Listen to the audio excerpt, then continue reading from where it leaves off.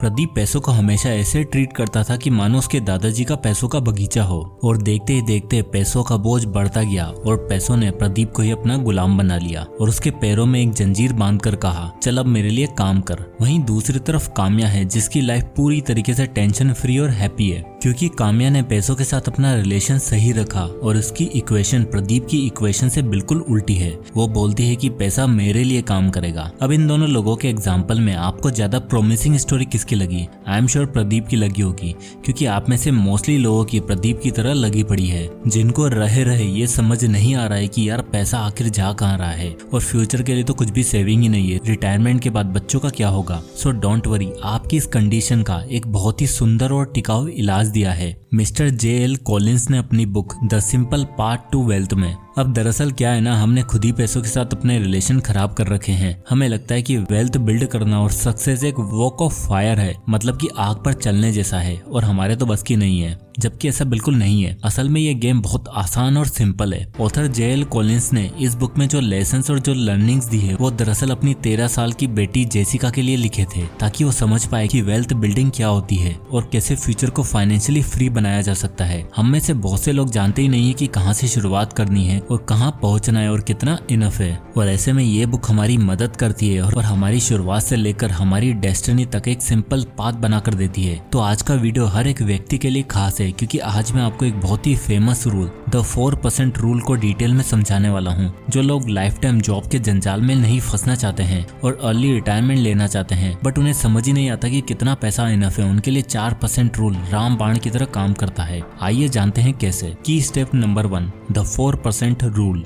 The 4% rule Trinity college के एक professor ने रिटायरमेंट प्लानिंग के लिए ये अमेजिंग रूल बनाया था, जिससे हम ये पता लगा सकते हैं कि at the time of retirement हमारे पास कितनी इन्वेस्टमेंट या कितना पोर्टफोलियो अमाउंट होना चाहिए, जिससे बिना कुछ काम के भी हम आराम से अपने मंथली खर्चे निकाल पाएं और एक स्ट्रेस फ्री फाइनेंशियल लाइफ जी पाएं। अब दोस्तों आप खुद ही सोचो, रिटायरमेंट एक ऐसा फेज है जिसमें आप डेली बेसिस पर कोई काम नहीं कर रहे हो, फिर भी आपके ऊपर अपनी वाइफ, अपने 2 बच्चों के खर्चे हैं। अब ऐसे में घर कैसे चलेगा, खर्चे कैसे निकलेंगे? इसलिए 4% रूल कहता है कि आप सबसे पहले अपना एनुअल एक्सपेंसेस कैलकुलेट करो और उसे 4% से डिवाइड कर दो। जो अमाउंट निकल कर आएगा वो आपके लिए आपका टारगेट पोर्टफोलियो अमाउंट होगा, यानी उतना पैसा आपको इन्वेस्ट करके रखना है। आइए इसे एग्जांपल के थ्रू समझते हैं। अक्षत नाम का एक लड़का है जो दिल्ली की एक IT कंपनी में 9 to 5 की जॉब करता है। अब दिल्ली जैसे शहर में रहने का कारण rent, wifi, electricity, food, grocery, travel, shopping, इन सबको मिलाकर उसका महीने का 40,000 रुपए खर्च हो ही जाता है। अब उसने सोचा कि यार रिटायरमेंट की एज तक कितना अमाउंट चाहिए होगा जिससे वो फ्यूचर में पैसों को लेकर कभी परेशान ना रहे। इसलिए उसने 4% रूल को समझा। तो 4% रूल के अकॉर्डिंग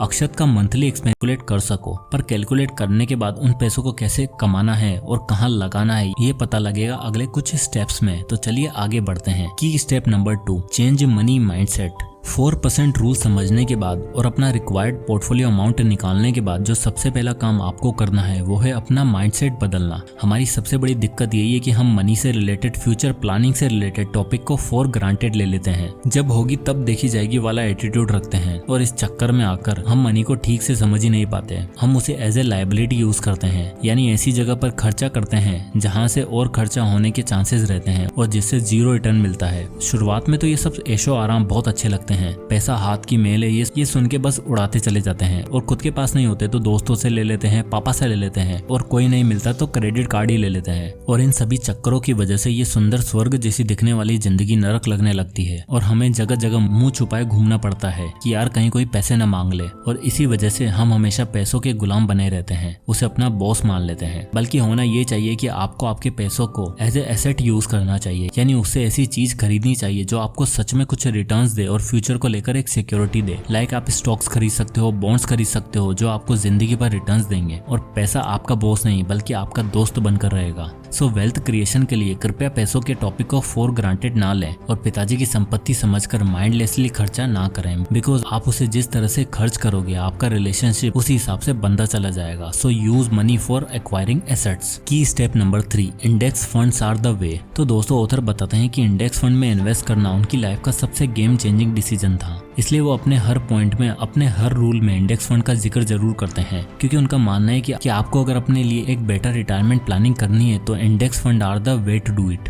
आखिर ऐसा क्यों? तो इसके पीछे सबसे बड़ा रीजन है कि एक नया इन्वेस्टर जो मार्केट में आते ही कंफ्यूज हो जाता है, ये वाला स्टॉक्स उठाऊं, इस कंपनी में पैसा इन्वेस्ट करूं, रिटर्न अच्छा मिलेगा या फिर नहीं, और इसी कंफ्यूजन में वो किसी कंपनी को सेलेक्ट कर उसमें इन्वेस्ट करना शुरू कर देता है और दे दनादन इन्वेस्टमेंट करता चला जाता है। जिससे होता ये है कि अगर उस कंपनी को लॉस हुआ तो उसका पूरा का पूरा पैसा डूबने के चांसेस रहते हैं। पर इंडेक्स फंड जैसे कि इंडिया की सेंसेक्स और निफ्टी 50 इंडेक्स फंड है, इस प्रॉब्लम को पूरी तरीके से सॉल्व कर देते हैं, क्योंकि इसमें इंडिया की टॉप 30 या टॉप 50 कंपनियां लिस्टेड होती हैं और जिस कंपनी का परफॉर्मेंस खराब होता है ये उसे अपनी लिस्ट से हटाकर दूसरी ग्रोइंग कंपनी को ले आते हैं, जिससे इन्वेस्टर का पैसा डूबती हुई कंपनी के साथ डूबता नहीं बल्कि अलग अलग कंपनी में होने के कारण सेफ रहता है। और जैसे कि मैंने आपको बताया कि निफ्टी 50 इंडेक्स फंड में लास्ट कुछ सालों में 13 से 14% का रिटर्न ऑफर किया है। तो अगर आप सोच रहे हो अपनी रिटायरमेंट प्लानिंग करने का तो index fund are the way. तो अगर आप भी अपने लिए बेटर फाइनेंशियल फ्यूचर चाहते हैं तो आज से ही 4% रूल को अपनी लाइफ में अपनाएं। पैसों को लेकर अपने माइंडसेट को थोड़ा बदलिए और जितना जल्दी हो सके